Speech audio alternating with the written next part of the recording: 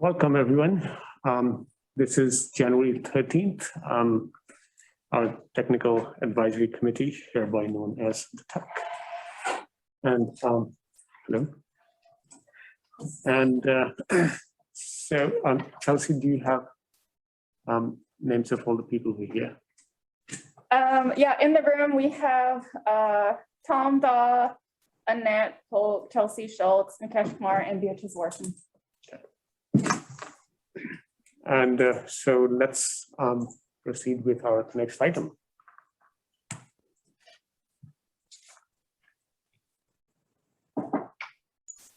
There we go. And then we'll have a record of those of us who are joining us online. Zoom generates it for us automatically. Great. So let's move forward. So for today's meeting, there are a few updates related to census that I wanted to bring to your attention, and we have started a process internally, and hopefully we can get started in our engagement with our policy board related to our strategic planning process. And then we also have 2022 performance discussions related to transit assets, transit safety, and also roadway safety standards. And then we'll follow up with our construction update. And then at the very end, I'll have a few asks from you. So move forward. Okay, so can you move the, maybe could they go above? And we can see our slides. You know how to do that? Is it like this? Hit that minimum, the very left data. We can't see them at all. I was wondering if there's a way to make them go to the top. One next to it. Yeah. Oh, I see what you're saying. Yeah, that's probably better on this side. If this would be, Like there we go. You got it. Yeah. Okay. Yeah, so this is a map that was produced by Texas Demographic Center, I believe last year. And they had put out the boundary map based on 2010 census. And in 2017, we had the total population of 186,293. And the reason why this number is so important to us is because if we get to 200,000, we are designated as transportation management areas, which clearly, which brings out about 3 new considerations, as well as a slight bit of changes in our bylaws for policy board as well. So go to the next one. So this is a map that that we internally produced based on the urbanized area map of 2010 and updated with all the current population numbers. And based on this, what we realized was that we had 198,361, which is really, really close to 200,000. And so Annette had already worked on producing some of the updated numbers for all the municipalities that exist in our UZA. And based on that, can you move to the next one? Yeah, and based on that estimation, we think that we could be as much as 204,445 people. Now, what that means is that we are, even if we do not become TMA immediately, we are going to be as close to it as possible. And most likely what I'm expecting is that even if we do not, so whether we do it or not, this is the time for us to be ready, because we don't want to be flat-footed when it gets designated. Tentatively, the timeline looks like this. Move forward.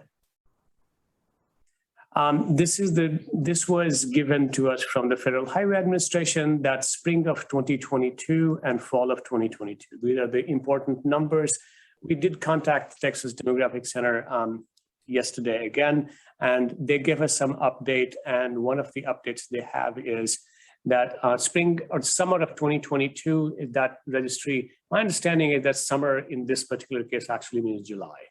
And so July is when we will get to know whether we get declared TMA or not. One of the very important points about that July date is that within 18 months, we will have to produce a congestion management plan, and that has, and it has to be certified accordingly. And so what that means is that we effectively have till July to get prepared for this possibility. Can you move forward? Some of the important things that I'm not going to go over each one of these, but these were the ones qualified and explained that this is how they're going to make changes to the urbanized area. Most importantly, instead of population density, we're looking at housing density.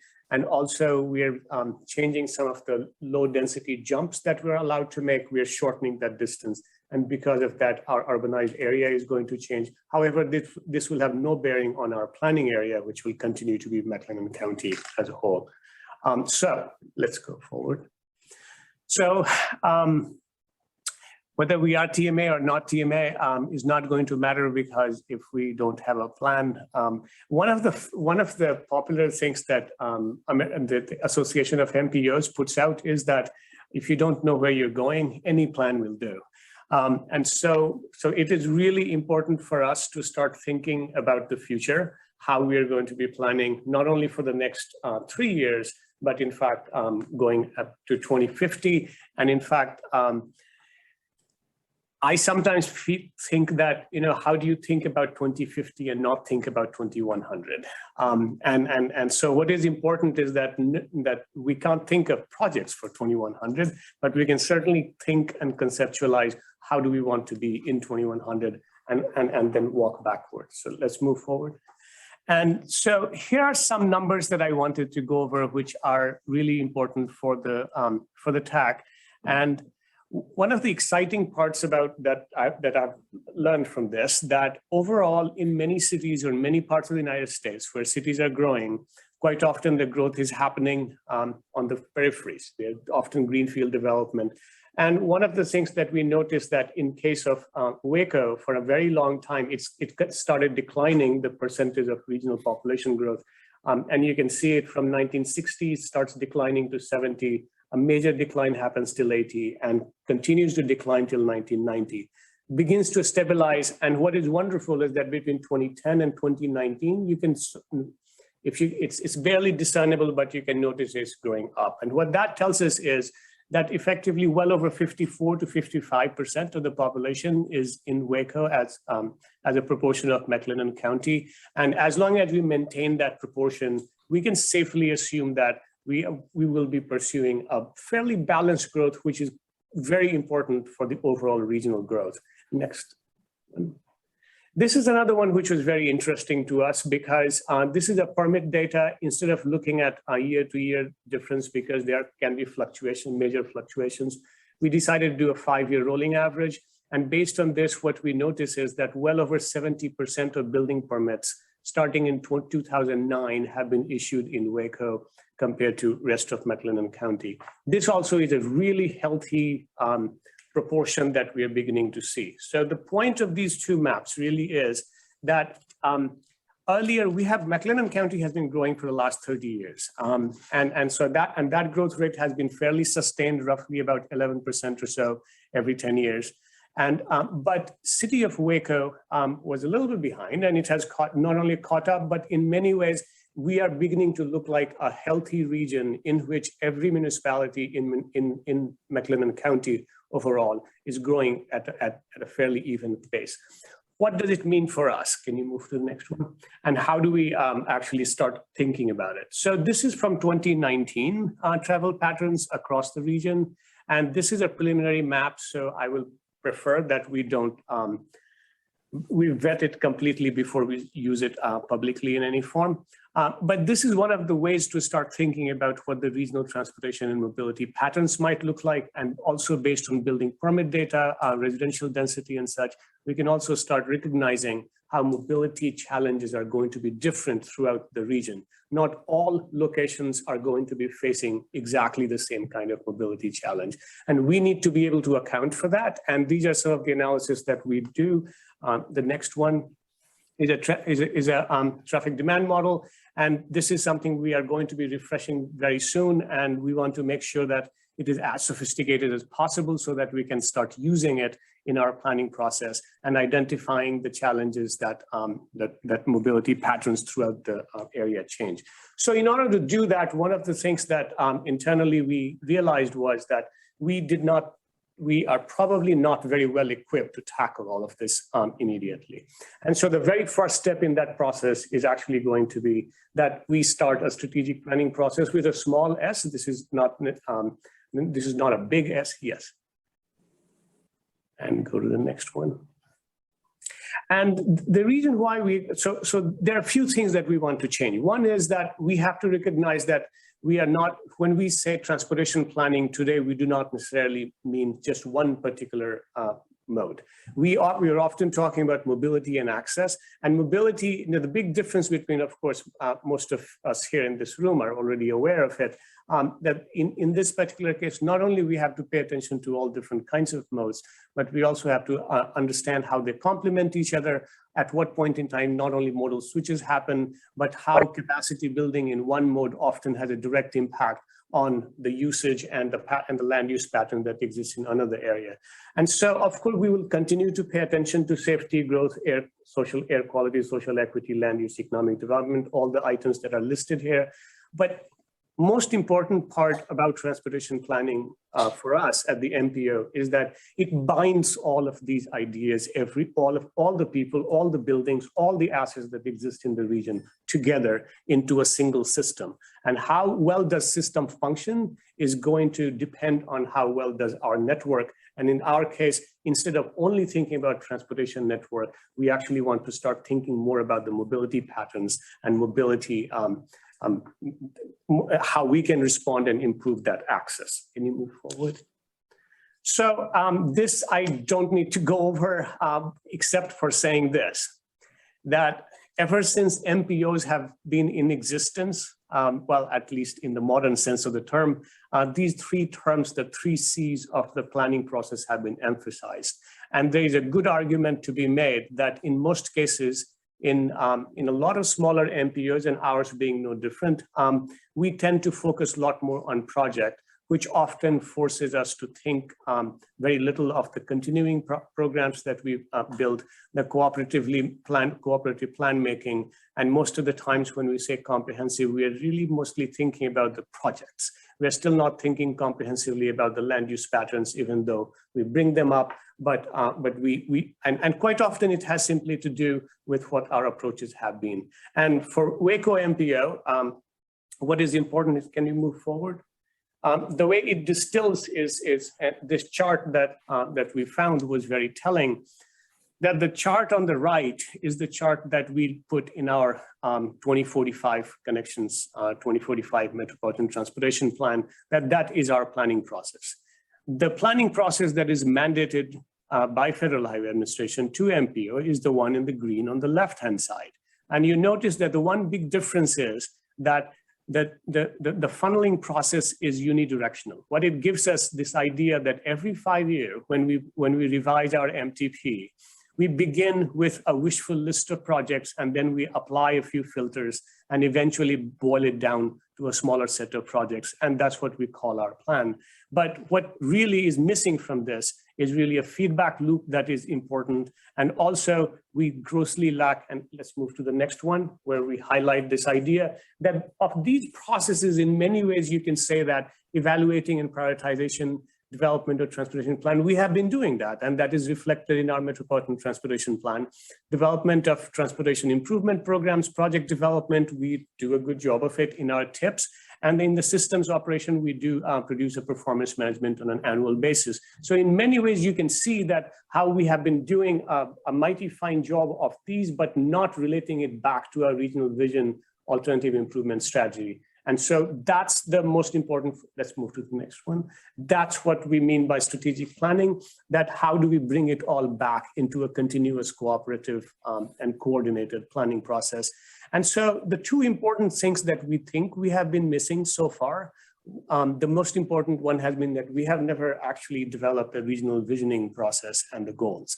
And the reason why we may not have done it is because MPOs, smaller MPOs typically throughout the United States, never have the capacity to be able to do that. Similarly, alternative improvement strategies that we come up with are often highly and narrowly have been focused on the roadway improvement and have not fully considered all the alternative forms of transportation. And so moving forward, what we want to do is figure out how do we get the regional visioning process started and also include the alternative improvement strategy as part of our strategic planning process.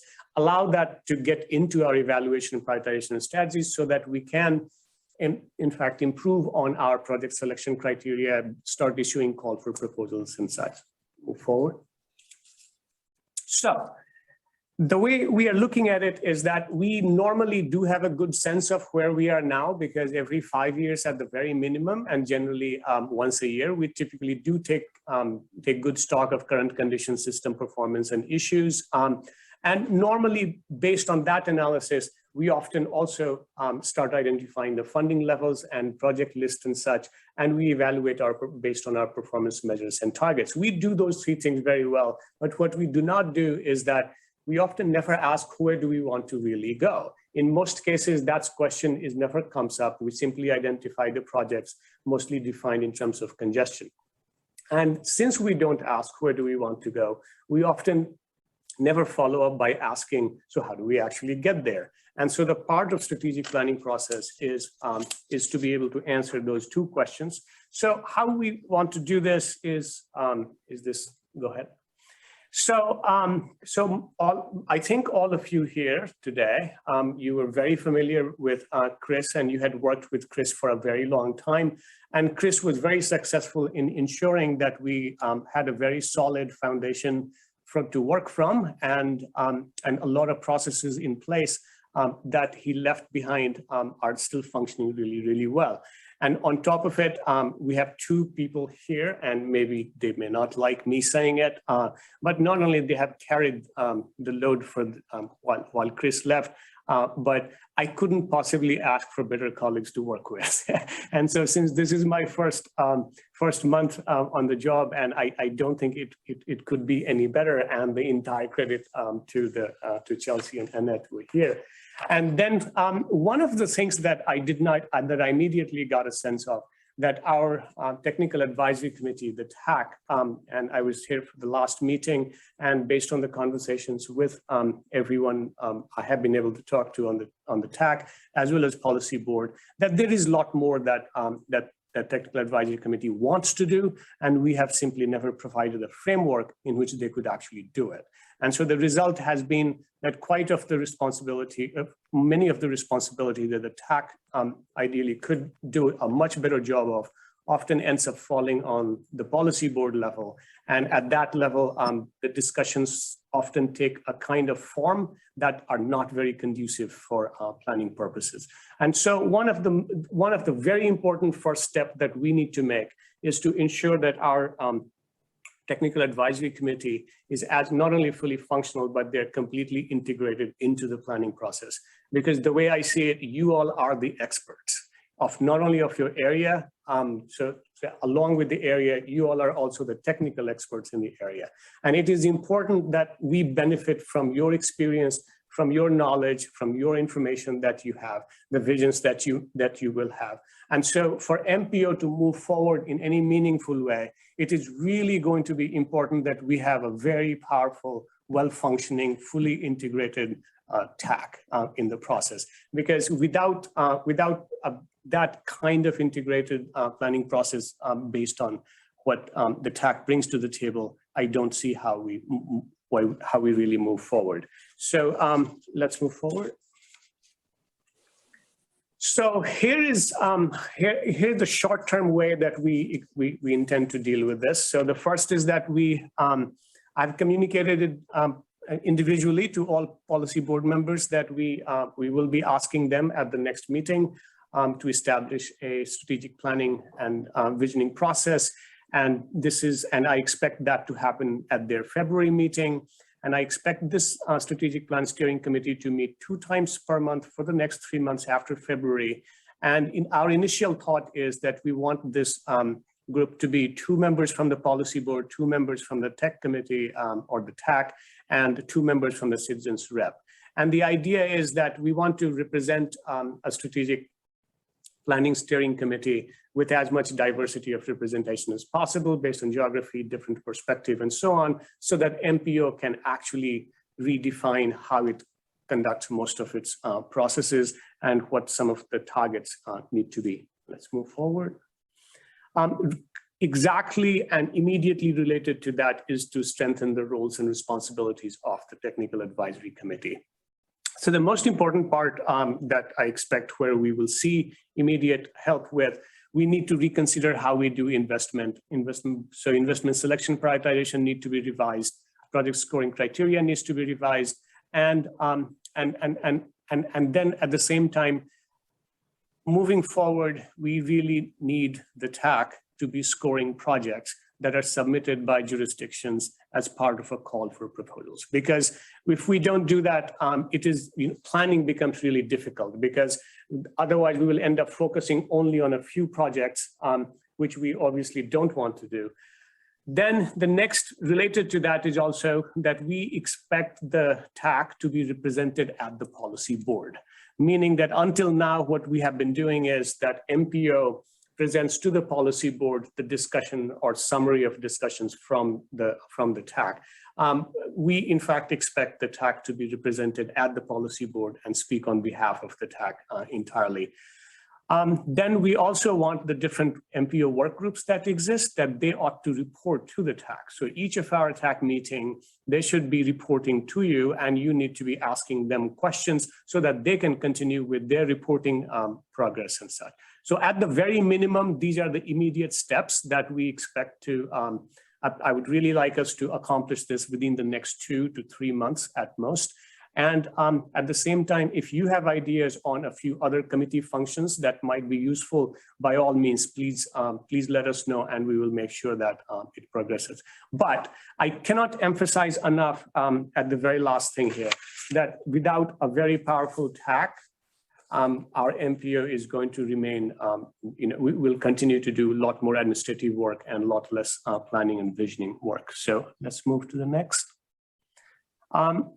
So at the next policy board meeting, these are some of the very important things that I wanted to bring to your attention. One is that we are in the process of drafting bylaws for the TAC, and we are going to send it to you as soon as possible, so that we can collect your comments and make necessary revisions. And then at the next TAC meeting, we will finalize it. So all the inputs that you will have, we'll incorporate it, we'll have a discussion. This will be one of the major agenda items for the next meeting, and we'll finalize the draft of the bylaws, which then we will send to the policy board for their consideration.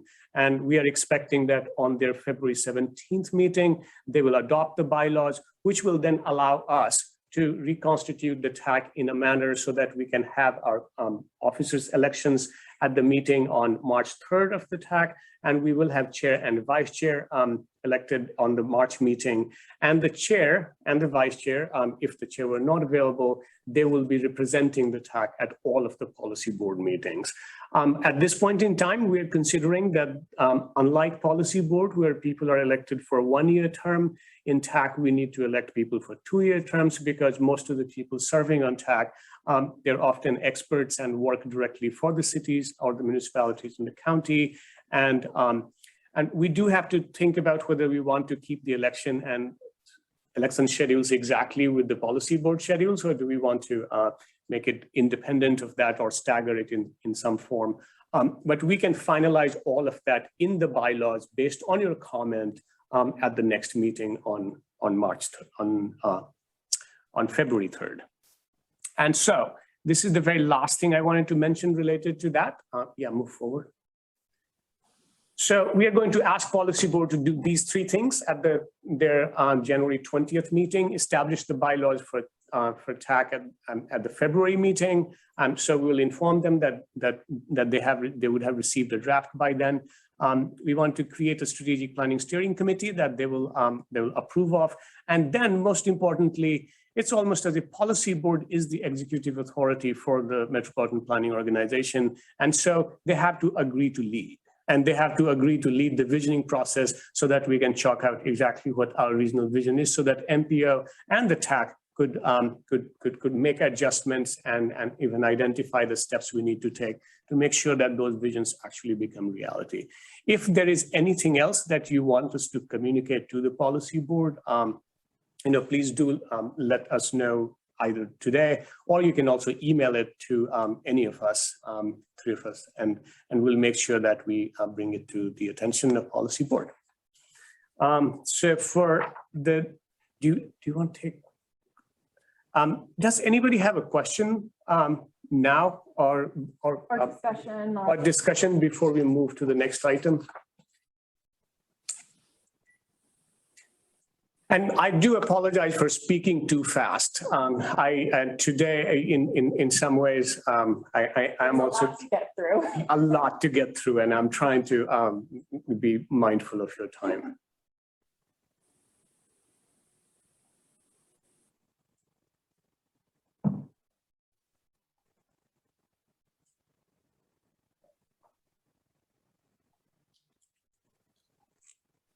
Any thoughts from those in the room? No? I'm interested to see what those bylaws. Interested in the bylaws? Yeah. Yeah. Something to react to. Yes. Yeah. Okay, well, we can bring up questions at any point in time during our meeting, but let's move on with the. This is Barbara. Could I, Hi, Federal Highway, Texas Division. Do you mind if I just, I'm gonna have to drop off, but I'd like to just make an initial remark if I could. Absolutely.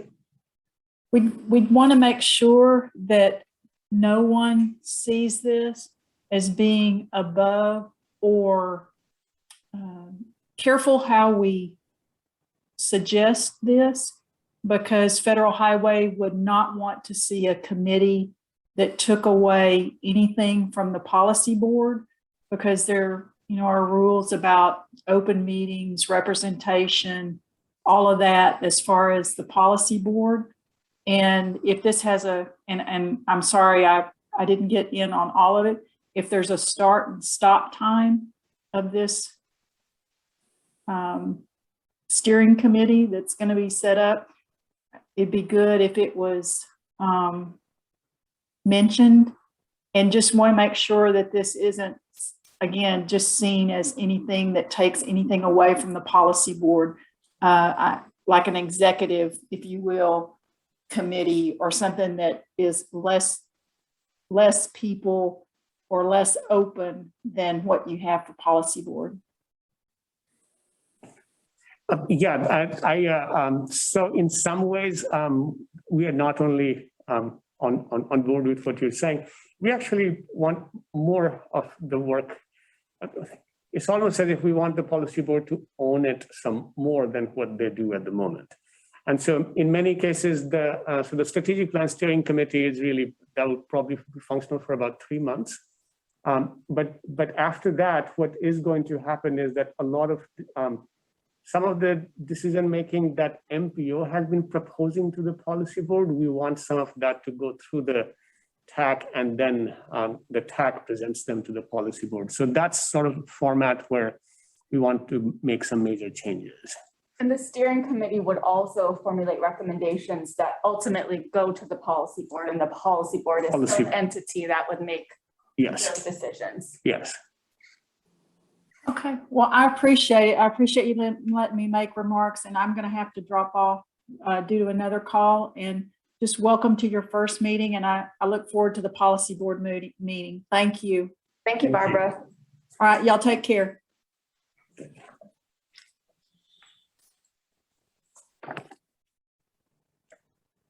Okay. So now I get the task of following up the energy in that presentation with mundane work, that we have to do every year. Anyway, so we're going to talk about public transportation asset condition performance targets. That's the first of 3 targets we're going to be talking about today. And we are not asking anything of the TEC committee today, but we will be next month. So in accordance with federal legislation, states, transit operators, and MPOs use performance measures to monitor how well the transportation system is meeting public expectations. Like, for instance, whether the performance of the system is getting better or worse over time. And the intent of that legislation is that transportation investment decisions are made by decision makers like you through our MTPs and tips are based on evidence, and so that those investments remain realistic and achievable. And then the results can tell us whether the types of investments and strategies that we're implementing help us achieve our access and mobility goals that we set forth in those long-range plans. Those goals are related to system safety, access to regional population, employment, cultural and recreation centers, health of the regional economy. Performance results also help us identify current and future transportation needs. And you saw an illustration of the feedback loop in Dr. Kumar's presentation, the green one. So that's kind of that last box is where we are. So the FTA, Federal Transit Administration, requires 3 transit performance measures to be set annually related to the condition of transit equipment and facilities. And they provide excuse my stuttering. And they provide the parameters for doing so with a defined useful life benchmark for transit vehicles. That's related to the age of our buses and vans.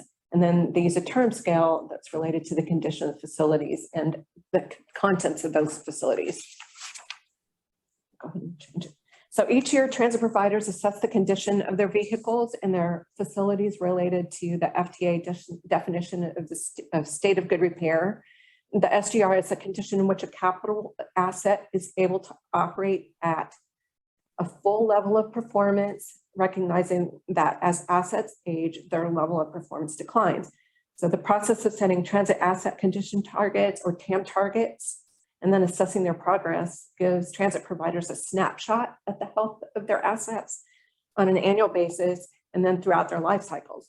So, and it also helps decision makers plan future investments at appropriate times. So the process also gives FTA context on the state of transit assets nationwide. So there's no penalties for transit agencies or MPOs for missing TAM targets or no reward for attaining them, but the information collected over time may affect changes in process at the federal level, and it may also affect the types of projects selected by state DOTs. So we can't say yet how that might trickle down because performance measurement in the transportation planning process has only been in place for a few years. But that said, there are no direct consequences to missing targets, but it isn't meaningless. So just keep that. All right, okay, so just to recap, in 2021, Waco MPO supported Waco Transit's 2021 TAM targets. And in doing so, the MPO agreed to select a mix of projects that help Waco Transit achieve their asset condition targets. That's reflected in the MPO's long-range plan and in our short-range improvement program, just the MTP, the current MTP and the current tip. Next one. Last September, the Waco City Council accepted Waco Transit's TAM targets for calendar year 2021, sorry. I said that right the first time. They accepted it for 2022 in September. So this table is a little overwhelming, but what it boils down to is that despite the addition of several new vehicles during recent years, Waco Transit's remaining fleet continues to age, with several vehicles passing the FTA useful life benchmark in 2022. Basically, if you look closely, it indicates that Waco Transit would have to replace like 17 vehicles to reach its 2022 targets. But that's not to say that 17 vehicles must be replaced immediately. Aging vehicles are safe. It's just that as they age, they're more prone to unexpected mechanical failures, and that leads to a greater risk of delay for transit passengers, as is defined by FTA. So this chart is just intended to provide decision makers with an annual snapshot of the condition of the regional transit assets. Also, just to note, At the bottom, Waco Transit facilities continue to score well for overall condition and have a relatively low percent of elements considered less than adequate. You can go on to the next. So takeaways for this discussion of the 2022 TAM targets. So Waco Transit now uses this TAM process as a guide for their replacement schedule. And there's no vehicle purchase plan in 2021. There will likely be new vehicles in their future, maybe in 2022 or 23. A route realignment study is currently underway, and the hope is that that will also guide the types of vehicles that are purchased. And that study will conclude in a few months. So do any of the transit representatives on the phone wish to say anything or add anything right now?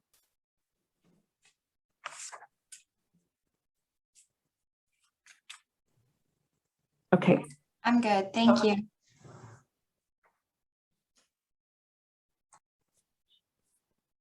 Alicia, did you want to add something? No, I just said I'm good, thank you. Okay, thank you. Mhm. Okay, we'll move on. Annette, this is Zane. Yes. McLennan County. I would like to mention that, with the chip shortage, I was just speaking with a representative with the automobile, regular standard pedestrian automobile. And they were saying that they don't expect the chip shortage to end for the next 2 years. So I don't know if the transit vehicles use the same amount of chips as the standard everyday cars and pickup trucks, but that may be something that affects the timeline.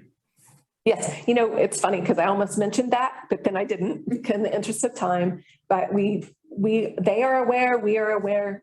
That's why you go through this process. So you kind of identify when things need to happen, and you allow for anything like that could happen, so you're not caught. So that's a perfect example of you saying that is a perfect example of how this works. And honestly, we are experiencing that with some rural vehicles we already put into purchase, so we're already feeling that weight. Yes. So yeah, thank you both for your comments. So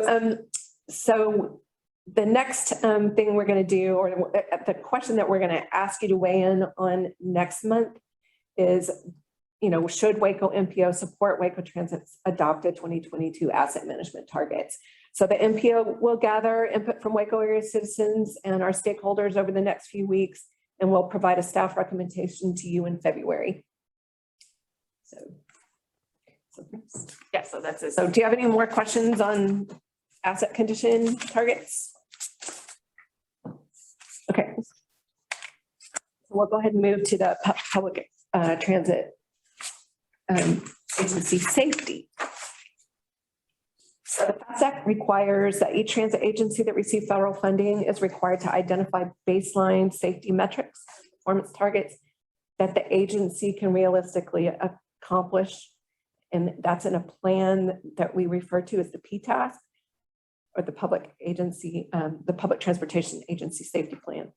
The intent of the FTA is to better assess safety risks within transit networks. So the objective of a PTASK is to improve public transportation safety by proactively managing internal safety risks, better predict and reduce the frequency of safety events, and then ensure realistic safety improvements, guide funding prioritization. To move on. Waco Transit initially adopted their safety plan in June of 2020, excuse me. That plan is updated every 4 years or when revisions are required, and safety performance targets are set annually. And then the MPOs must demonstrate how projects identified in our MTP and TIP are intended to assist in accomplishing those PTASK targets or safety targets. So in 2021, the MPO agreed to select a mix of projects that help Waco Transit achieve their safety goals. This is reflected in the MPO Short Range Improvement Program, our current TIP, and will be referenced in the next long range plan, and also any plan amendments that we do between now and then. So go ahead. Yeah, a sizable portion of Waco Transit's PTASP involves internal operational practices that are not part of the transportation planning process and are not relevant to the MPO. But the portions that are relevant are targets regarding fatalities, serious injuries, number of safety events, and significant mechanical failures for both fixed route and demand response services. So Waco Transit presented an updated PTASP to the Waco City Council last September. And so just to let you know, in order to assess safety performance, Waco Transit depends on data from the prior year from FTA. And the FTA had not released that data for 2020 at the time that Waco Transit was certified, their certification was due. So the Waco City Council adopted the same safety targets outlined for 2021 as for 2022. So just wanted to let you know that. The next thing is the annual reassessment. And so the good news about the last assessment is that the number and rate of fatalities and serious injuries are low and would be difficult to improve on. That means our goals and our targets are in line. So that's good. Then the next thing is the NTD National Transit Database. The NTD is what it stands for. Defines a major mechanical system failure as a failure of some mechanical element of the revenue vehicle that prevents the vehicle from completing a scheduled revenue trip or starting the next scheduled revenue trip. Just wanted to explain that because I didn't on the slide. Waco Transit's mechanical failure is a bit on the high side and it's related to the age of vehicles being used, but this will improve over time as we replace vehicles. Okay. I think let's just, in the interest of time, skip this slide. Thanks. Okay, so the examples of the kinds of issues that the MPO considers to improve the transit network to help transit out are like roadway and infrastructure conditions and pavement conditions, signal conditions, that kind of thing. And so our MTP and TIPS will address those issues, and that's how we determine priorities for transit projects. That should be good. Okay, so then again, we'll be asking you to weigh in on next month is whether or not the MPO should support Waco Transit's adopted 2022 safety targets. Again, we'll gather information from citizens and stakeholders, and we'll provide a staff recommendation to you in February. Good. Any questions?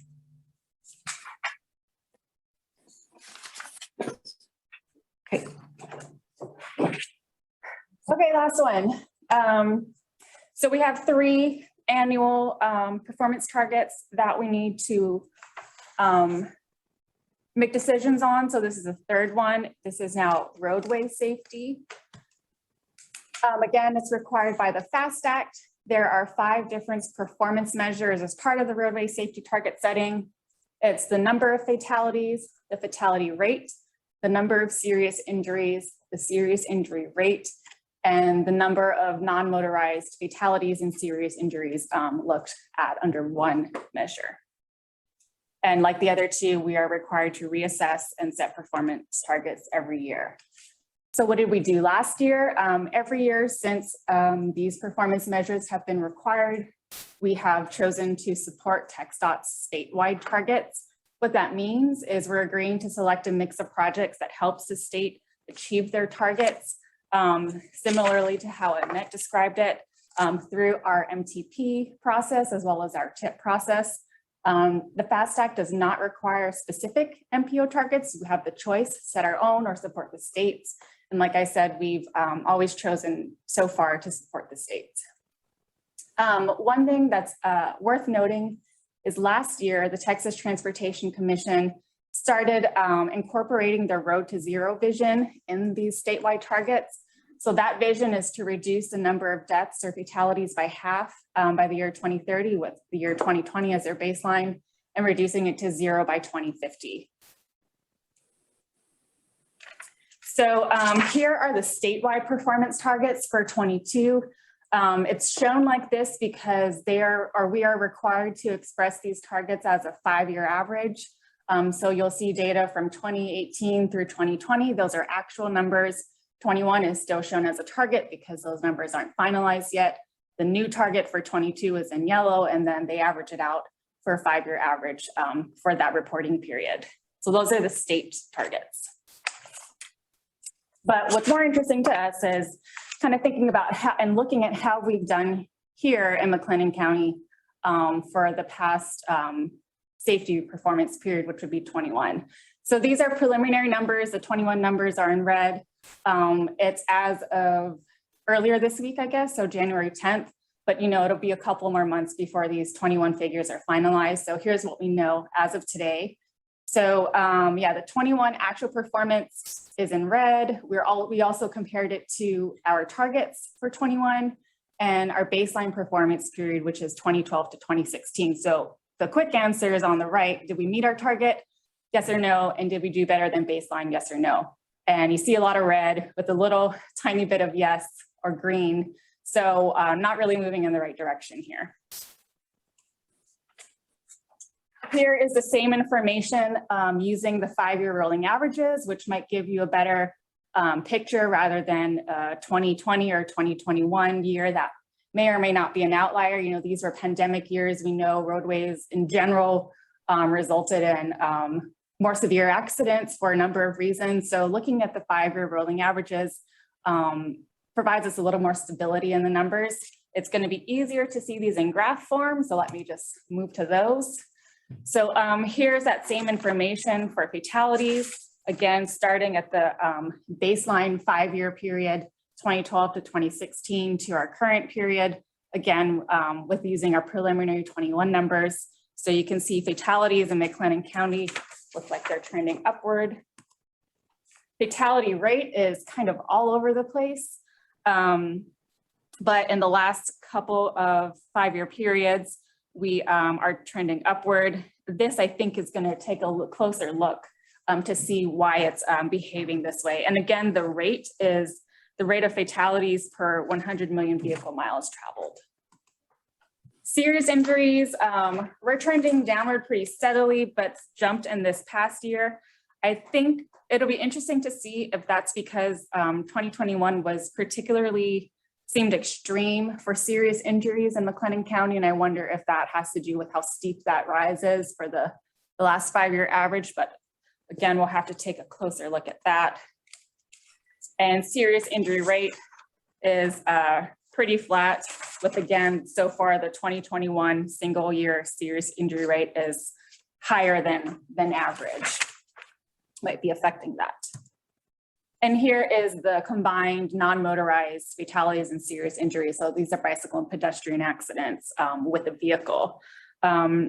We've been talking about this for several years now, that this is trending upward. It's not what we want to see. And we have to continue to look at this closely. So knowing these numbers, what would it look like for us if we were to choose to again support TxDOT's statewide performance targets? So the numbers shown here are just for context, like we don't adopt, or the policy board doesn't adopt these numbers, but when we say we support the state targets, it's helpful to plug in our local numbers to understand what would that really mean for us? How would we actually go ahead and support those state targets with the data that we have? So here's just the table shown in the same format as the statewide table. You can see if you compare 21 and 22 targets, there's really just an incremental difference.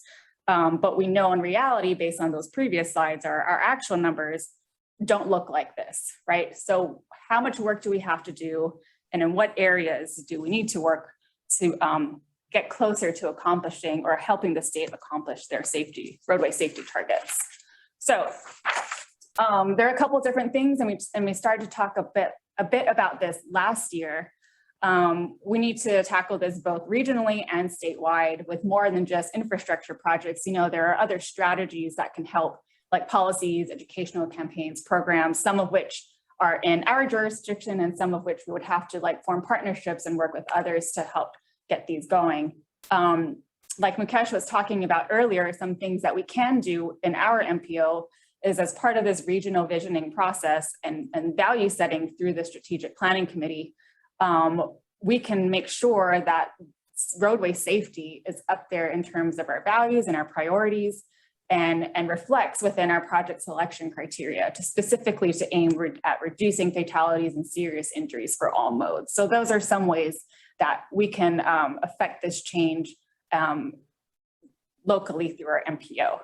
And that, of course, filters down to our TIP process, which helps us to select that mix of projects to support the state.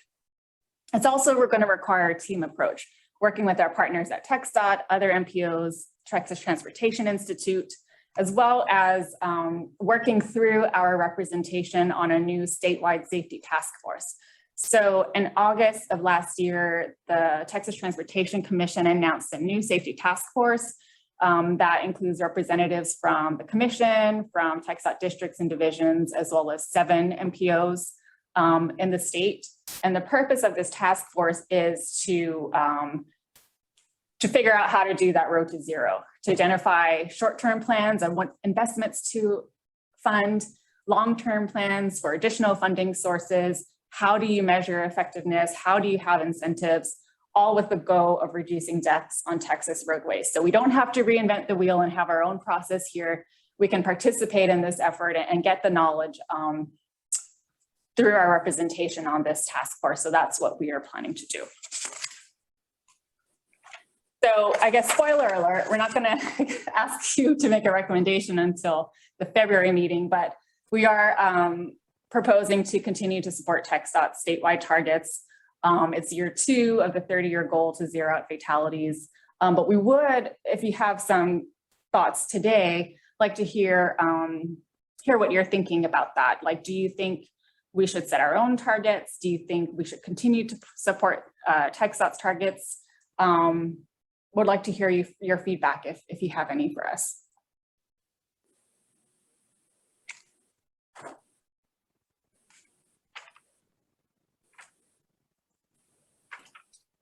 This is Amos County. We probably are to support TxDOT's targets for 2022. Okay, thanks. Yeah, that's what we're thinking too. So again, similar to the first 2, or the same as the first 2 performance targets, we're going to be in the same public input process, come back to you for your recommendation in February, and then consider policy board action in later in February.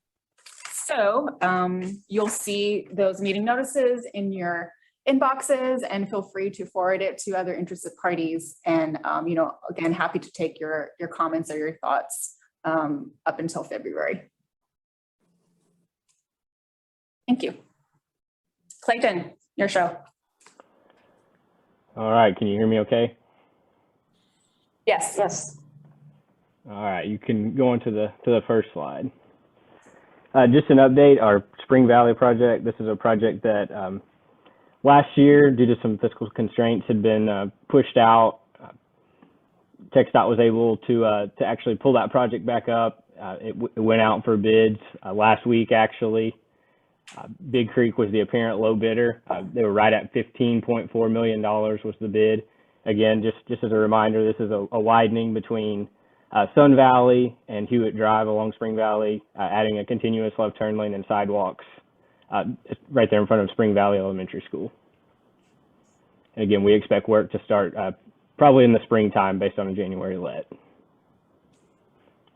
Next slide. All right, our first project is the Waco Drive ADA project. Again, this is a signal upgrade, installing sidewalks and curb ramps between Centerpoint Drive up to FM 933. We're looking at a completion date the end of this calendar year. Currently working on installing signal conduit and foundations, working towards the Valley Mills and New Road area. I've worked through several utility conflicts, but contractor continues to progress, and they've started some sidewalk and retaining wall work as well. FM 185 project. Again, this is a widening between 938 and 317 in the Crawford area. Primarily been working on drainage structures up to this point. Contractor is looking to move in hopefully in the next couple weeks, as long as the weather holds up, to start pursuing the shoulder widening and then get to install the shoulder widening and then begin paving operations in the springtime. State Highway 31 overpasses at FM 939. Again, this is another Weber project that started the end of last year. Contractors installed quite a bit of embankment in the area and have started working on the new drill shafts and columns for the new overpass. And again, we're targeting a completion date of summer of 2023. State Highway 6 Mulda Mall project. We've started some work late last calendar year at the Bagby U-turns. Contractors completed all the drill shafts and are starting column works currently. We expect to set bridge beams for the new bridges the first part of February, so there will be some pretty high impact closures there at Highway 6. And then we'll really kick off the meat of the work around the end of this month. That work will primarily kick off at the Beverly Crossing, involve some closures of the U-turns there and several intersection closures that as we get a little closer to the date, we'll be sure to communicate with everybody. And then the interstate project continues to progress well. We're still on target for a substantial completion date of later this year. Through our December estimate, we're sitting at around $320 million worth of work complete of our original $340 million contract.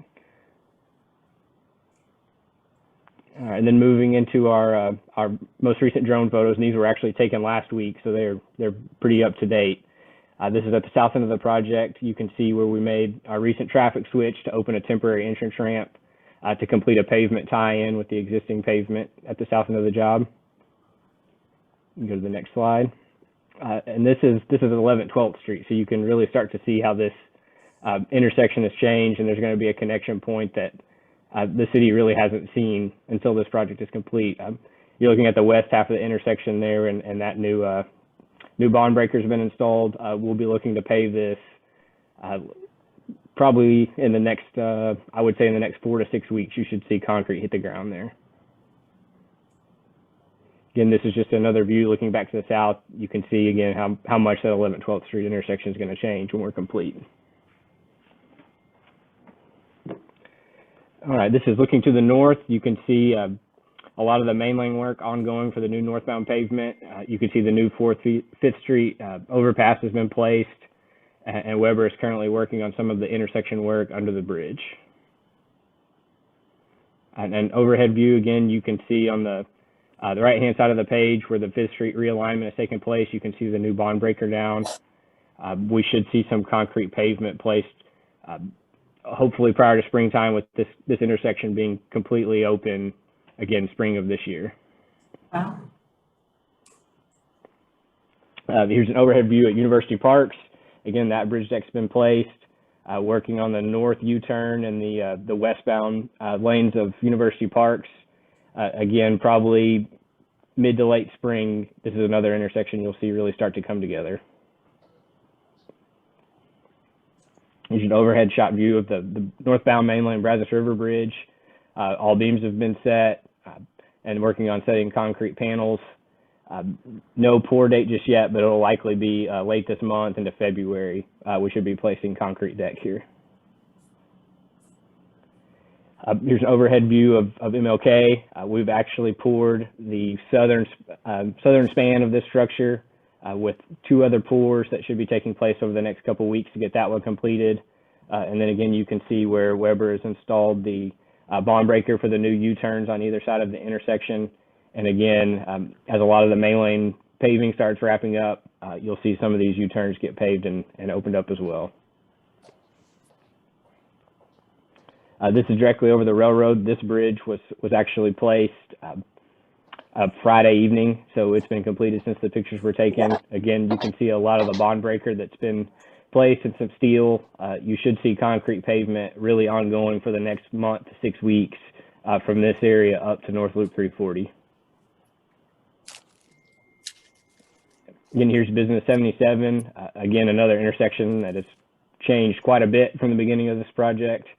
You can see the west half where bond breaker's been placed, and there will be some paving ongoing again in the next several weeks. You can see the beams placed there for the new overpass. That was a bit of a milestone when we set beams last week there. That was actually the last of the beams on the project, so every beam has been set now. All right, looking back towards the US 84 intersection, again, you can see a lot of the work that's taken place on the westbound lanes of 84 on either side of the intersection. Bond breaker's been placed on both sides. Should have some concrete paving going down in the next several weeks there. And then the bridge pour will again be later this month. All right, looking to the north at the Barron's Overpass, again, you can see a lot of concrete pavement has been placed since our last meeting. Weber's working on placing some of the permanent center barrier and the permanent bridge rail over the bridge structures. We're actually targeting, if it doesn't happen late this month, the first part of February, to make a slight traffic shift and go ahead and move northbound over to the new concrete pavement from this area up through the end of the project. That'll allow us to finish out some of that barrier work. We'll stay in 2 lanes initially, but then have a chance to go to 3 lanes, hopefully within a few weeks of that traffic switch. So I should start to see the north end of the project really wrapping up over the next several weeks. Here you are directly over the Barron's Overpass. Again, you can see new concrete pavement's been placed on the south half of the intersection. On the east side, we've completed bond breaker there, and we'll be paving this weekend next to get that intersection wrapped up. This is at the north end of the job. This is where right before the holidays we did a slight traffic shift to open a new exit ramp. I'm sorry, to Loop 340. All that's left is this little leave out you see here to tie in that concrete pavement. And then again, once some of that wraps up, we'll get that traffic shift happening right behind it. And with that, I'll open it up. Any questions or comments?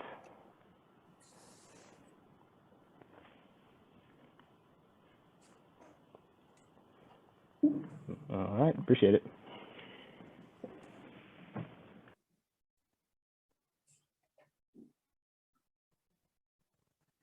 Okay, so just to recap, can you move forward? So yes, our next meeting is February 3rd, and one of the major agenda items there will be the discussion of our bylaws. Our meeting will be in Waco Transit Administration Building, so that please we'll inform in the email that goes out about the exact location again. And we will be considering the recommendations to the policy board. We'll give an update on the strategic planning progress. One of the things that I do want to emphasize again is that today was sort of the first time we talked about it, but that does not mean that we can't revise any of our steps. So if you have any thought or any comment, please feel free to reach out to any of us so that we can make sure that we can reflect it accordingly. We will again have the construction update, and March is when we are expecting the TAC to elect a chair and vice chair, who will then start presenting tax recommendations to the policy board beginning in the policy board March meeting. Any other item that anyone wants to bring up?